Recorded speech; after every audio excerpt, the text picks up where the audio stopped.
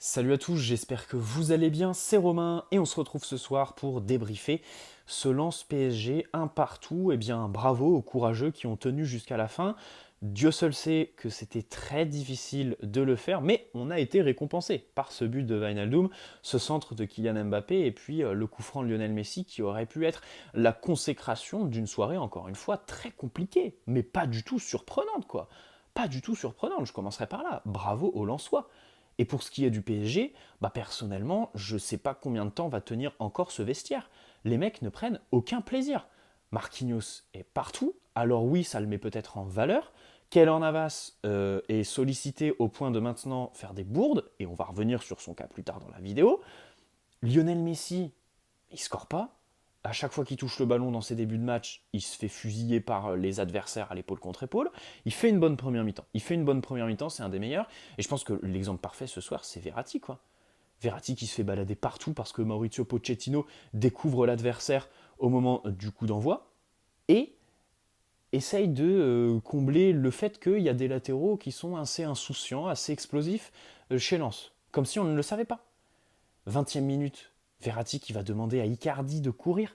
25e, Verratti qui fait une faute de frustration. Mais on est où? Ça d'habitude c'est à la 70e, 80e minute, quand tes jambes commencent à devenir lourdes. Là les mecs en ont marre dès la 20e. Sans parler de tous ceux qui ne courent pas, qui ne s'impliquent pas, mais ça de toute façon c'est de la 0 à la 90e minute bien évidemment. Et en cette première mi-temps, mais franchement bravo au Lensois quoi. Je pense que là on fait référence à une des pires mi-temps depuis bien longtemps. Et quand je dis longtemps, c'est à l'échelle d'années je pense. Parce qu'il faut se rendre compte du niveau cataclysmique de cette mi-temps et le miracle que représentent les occasions qu'on se crée, même des occasions franches. Hein. On manque d'ouvrir la marque de très très peu. Hein. Le cas fait un très très bel arrêt. Et là, ça dépasse même la force des citrons. Quoi. Là, c'est un miracle absolument incroyable pour Maurizio Pochettino de rentrer au vestiaire avec l'argument de se dire on a quand même réussi à se créer des occasions. En face, Lens, on ne les découvrait pas. C'est une équipe qui produit du jeu, qui est évidemment un moteur pour la progression de la Ligue 1. Voilà, cette équipe avec un bloc très très large, très haut aussi, par un pressing très intense. Chaque joueur sait ce qu'il doit faire, le collectif est bien huilé, et parce que chaque joueur remplit bien sa mission, ils se permettent même du dépassement de fonction. Les latéraux jouent haut, sont insouciants, préfèrent défendre en avançant, parfait, ça prend des risques, ok, pas de problème. Ça réussit à centrer, il y a de la présence dans la surface, c'est capable de tirer un petit peu de n'importe où. Ce soir, oui, il y a eu un moment à la 70e minute où ils peuvent mettre le chaos, mais tu sens clairement que dans la tête, il n'y a plus toute la lucidité. Et donc on fait des mauvais choix, mais dans tous les cas, la première mi-temps, mais c'est une masterclass. Les jeux à 3, les triangles pour venir aspirer l'adversaire, les dédoublements pour prendre la profondeur, c'est super. Bravo aux Lensois. Et encore une fois, pourquoi Pochettino découvre l'adversaire en même temps que... Enfin, même pas en même temps que nous, parce qu'on savait à quoi s'attendre avec Lens. Et au final, c'est Verratti qui paye un petit peu tout en voyageant milieu droit dans un 4-2-3-1, un petit peu n'importe quoi. Et pour moi, le point névralgique de ce soir, c'est Paredes Danilo au milieu de terrain. Mais quand est-ce que l'idée te vient en tête de mettre deux milieux assez statiques, pas du tout contre-presseurs, pas du tout réactifs, pas du tout rapide aussi, parce que Paredes, il y a une question de nonchalance, mais au-delà de sa nonchalance, c'est pas un joueur rapide. Danilo encore moins. En plus, lui, bah, il est pas technique. Il joue avec des Timberland au pied. C'est vraiment super compliqué. Mais juste avant le match, en fait, tu comprends pas pourquoi il ne met pas Gana Gueye. Gana Gueye, voilà, qui permet au PSG de souffler un petit peu par des phases de pression, de faire remonter le bloc un petit peu, qui techniquement aussi s'est trouvé assez d'assurance ces derniers temps. Wijnaldum aussi, même s'il revient un petit peu de blessure, son entrée, bah voilà, il marque. Il marque de la tête en fait. Il fait ce que Icardi doit faire. Mais alors Icardi, quand il s'agit de courir après sa femme, il y a du monde. Mais quand c'est le ballon devant, ah non, non, il n'y a plus personne. Il n'y a plus personne. Quel dommage quoi. Le seul numéro 9, enfin déjà, bon, le seul numéro 9 de notre effectif est Icardi. C'est une misère des plus totales. Et surtout, le meilleur 9 du PSG ce soir était chez l'adversaire, en la personne d'Arnaud Calimundo, qui nous a fait très très mal. Encore une fois, la défense, par moment, tu sais pas trop ce qui se passe. Achraf Hakimi s'est retrouvé un petit peu dépassé. Pareil, Achraf Hakimi, mais Di Maria, il a un souci avec lui ou quoi? Faut qu'il le dise. Hein. Faut qu'il le dise, Di Maria. Di Maria, pareil. Mais là, ce soir, on ne peut pas ne pas l'exempter du tribunal, quoi. Ce début de saison de Di Maria, si ce n'est la mi-temps contre Lille, mais c'est zéro, quoi. C'est zéro, Di Maria. C'est vraiment un début de saison, mais cataclysmique. Alors maintenant qu'il y a Lionel Messi, il force pour le trouver à chaque fois. Du coup, Hakimi, tu le trouves pas lancé. Hein. Alors son centre en fin de première mi-temps, c'est marrant. Ah oui, il réussit un centre. Je crois qu'en plus c'est pour Di Maria. Pire encore, Di Maria qui ne cherche jamais à trouver Achraf Hakimi, se crée une occasion grâce à lui. Bref, mais le centre là, il est réussi, ok. Mais pour moi, le plus important sur cette action, c'est qu'on trouve Achraf Hakimi lancé. Lancé. C'est un joueur qui doit être lancé. Et encore une fois, personne ne fait l'effort voilà, de se connecter avec lui. Il est obligé de jouer dans les petits espaces, ce qu'il affectionne pas du tout. Il est obligé de démarrer en phase arrêtée avec le ballon au pied, même si oui c'est un bon porteur de balle, même si oui il a une bonne conduite de balle, il préfère éliminer l'adversaire par l'appel, recevoir le ballon derrière l'adversaire que devoir le contourner. Et ça, on le savait en fait, on découvre rien du tout. Hakimi, c'est vraiment la plus grande des sciences exactes dans ce PSG. Même si, oui, il y a eu aussi une question de comportement chez lui, défensivement, peut-être aussi la vie parisienne, on ne sait pas trop. Mais voilà, Achraf Hakimi, c'est vraiment flagrant. Et Di Maria, voilà, ce soir, il cherche trop Lionel Messi. Alors, Messi qui fait une bonne première mi-temps, je trouve. Voilà, de tous là sur le terrain, c'était un petit peu celui qui sortait du lot. J'ai envie de vous dire encore heureux. Marco Verratti, bon, le problème c'est qu'il a beaucoup voyagé. Du coup, il était perdu et on ne peut pas vraiment dire que sa mi-temps est bonne. Même si oui, techniquement, il t'apporte toujours Marco Verratti, rien que sa présence. Et en fait, le mec, il met tellement de bonne volonté qu'on peut parler de ses qualités techniques et tout ça. Mais au-delà de ça, rien que ses courses, sa bonne volonté, son pressing, t'apporte en fait. Rien que ça. Tellement le PSG est tombé super bas, quoi. À l'époque, avec Laurent Blanc, on se plaignait que l'équipe bis n'arrivait pas à gérer quand l'équipe A n'était pas là. Mais là, il y a même pas d'équipe première. Il n'y a même pas d'équipe type. Il n'y a même pas d'automatisme. C'est vraiment très très compliqué. Keylor Navas. Alors, le but qu'on prend. Bon, déjà, il est plus que mérité. Hein, parce qu'en plus, les Lensois, même si ne se créent pas une tonne d'occasions, on encaisse quand même 11 tirs en première mi-temps. Même si les occasions ne sont pas forcément franches, il y a quand même aussi pas mal de mauvais choix, hein, qui, s'ils avaient été bons, auraient conduit à un massacre pour le PSG, bien sûr. Enfin, contre le PSG. Donc ce but, au début, pour moi, il n'y a pas faute sur Lionel Messi.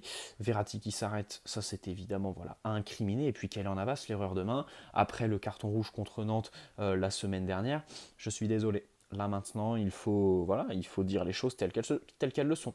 La hiérarchie, l'alternance aujourd'hui, la concurrence, elle est en la faveur de Gianluigi Donnarumma. Là, ça y est, à partir d'aujourd'hui, je milite pour Gianluigi Donnarumma en tant que numéro un. On le savait, c'est comme ça, c'est le foot. C'est le foot. On va pas vivre sur les exploits de Keylor Navas la saison dernière, sachant que Donnarumma est aussi tout à fait capable de faire ce que Keylor Navas fait, et en plus sur la forme actuelle, Navas n'est pas bon. Navas n'est pas bon. Ce soir, il se trouve complètement. Il nous vend, même si encore une fois en première mi-temps, là, l'action de Di Maria sur le centre d'Achraf Hakimi, encore une fois, on se fait vendre par nos attaquants. Il y a l'entrée de Kylian Mbappé. C'est vrai que, alors Pochettino, on peut mais le fracasser, quoi. Mais pour moi, c'est honteux en première mi-temps de faire voyager Verratti comme ça. Hein. Ça témoigne du fait qu'il ne regarde pas l'adversaire, quoi. Il se renseigne pas du tout dessus. Il se renseigne pas du tout sur Lens. Mais enfin, il ne le savait pas que les latéraux, ils étaient explosifs, qu'à chaque fois, ils jouaient à 3 sur les côtés en triangle pour essayer d'apporter le surnombre, pour essayer d'aspirer tes défenseurs. Au final, Hakimi Marquinhos, il se faisait tout le temps aspirer. Kimpembe, pareil. C'était des mouvements d'école. On s'est pris une leçon. Donc autant en première mi-temps, Pochettino, mais tu peux l'envoyer en prison pour ce qu'il a fait. C'est infâme, voilà, c'est indigne complètement.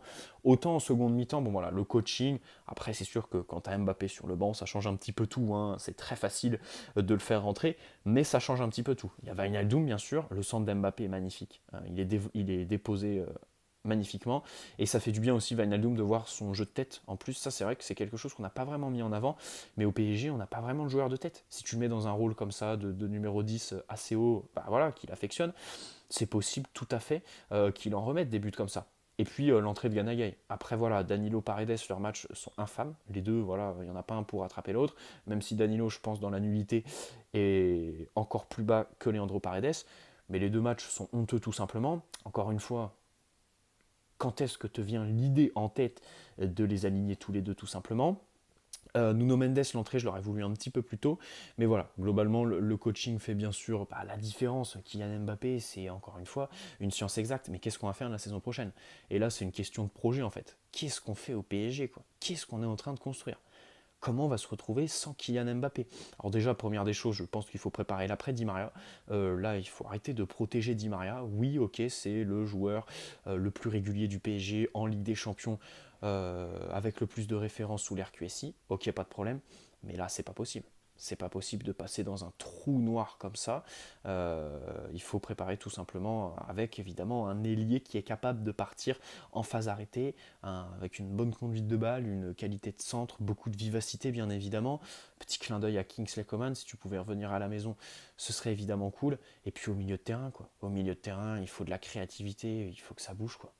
Il faut que ça bouge. C'est pas possible d'avoir une ligne à 3 en plus avec Paredes, Danilo, quoi. Paredes, ça parle de prolongation pour Paredes.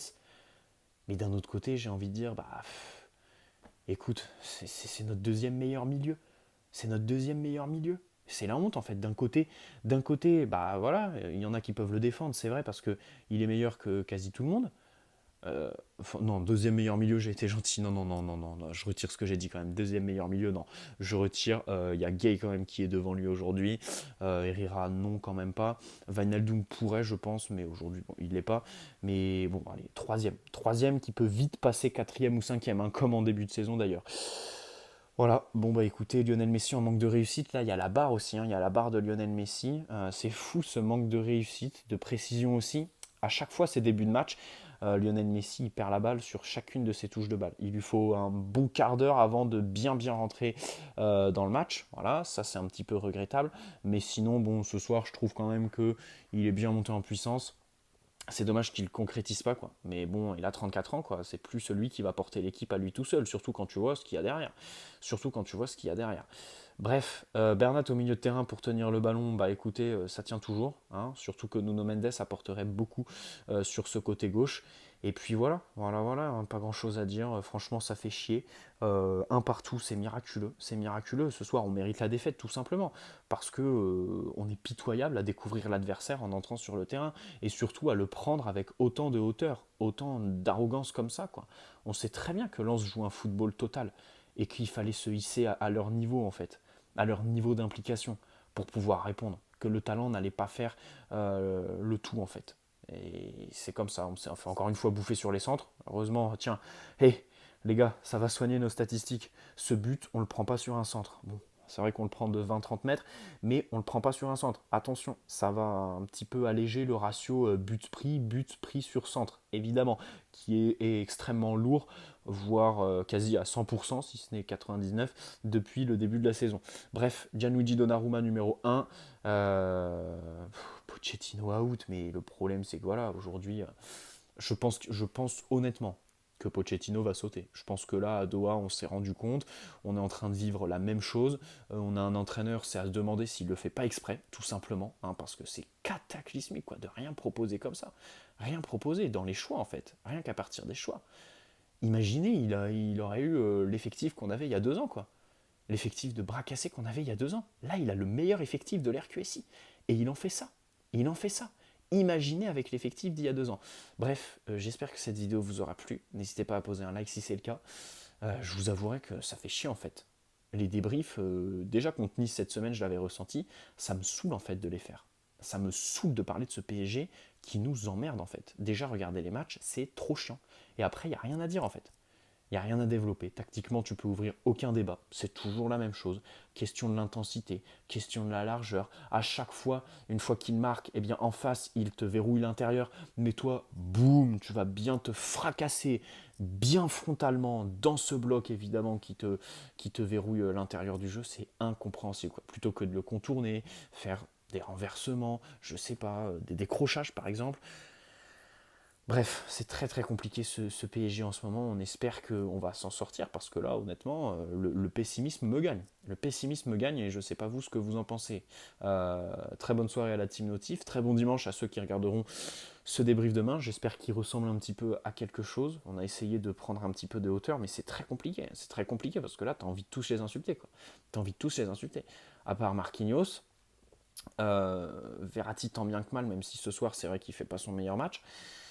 Lionel Messi, bon, quand même, non, Lionel Messi, bon, on va pas l'exempter. Kylian Mbappé qui rentre, qui fait des ravages, quoi. Même s'il croque un petit peu là dans la surface, il fait des ravages. Et il change complètement cette équipe. J'ai vraiment très très peur pour l'été prochain, ça va être très compliqué. Là, il y a un enjeu qui est colossal pour le PSG. Et je finirai tiens, sur cette petite touche.